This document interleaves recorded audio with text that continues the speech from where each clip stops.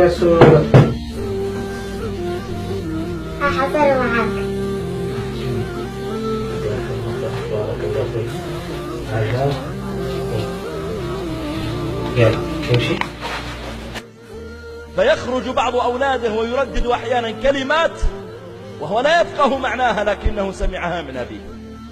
لذلك أيها الناس كلكم راع وكلكم مسؤول عن رعيته.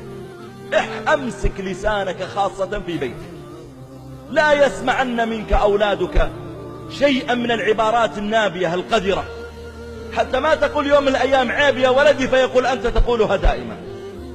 امسك لسانك وعودهم أن يبتعدوا في البيت عن السب واللعن وعن نقل الحديث إليك وعن غيبة بعضهم لبعض. عودهم أن لا يتربوا على مثل ذلك، فإنما هم بك إن استقمت استقاموا وإن اعوججت اعوجوا.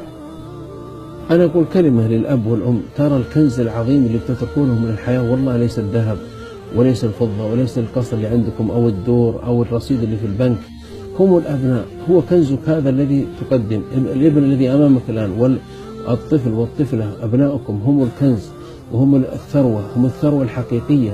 ازرعوا فيهم الإنسانية، ازرعوا فيهم الرحمة، ازرعوا فيهم الدين ومخافة الله عز وجل. هم الذين سوف يحملون أسماءكم في المستقبل. ابنك وبنتك هم الذين يحملون اسمك والذكر الحسن لك، واجعلني لسانا صدقا في الآخرين.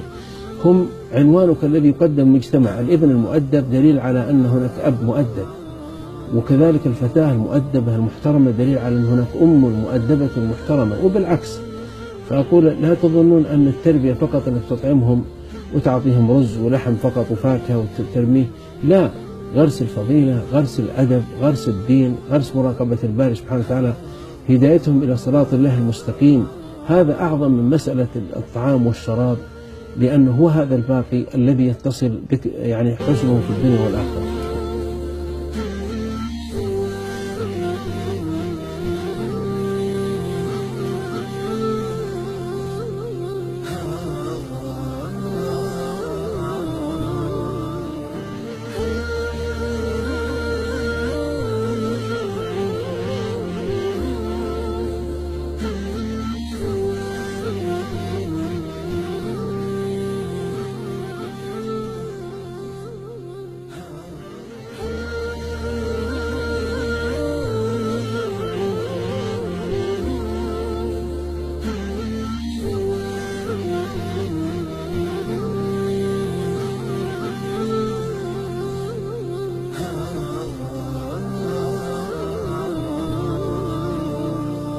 أنا أحب بابا عشان كذا أسوي سيء.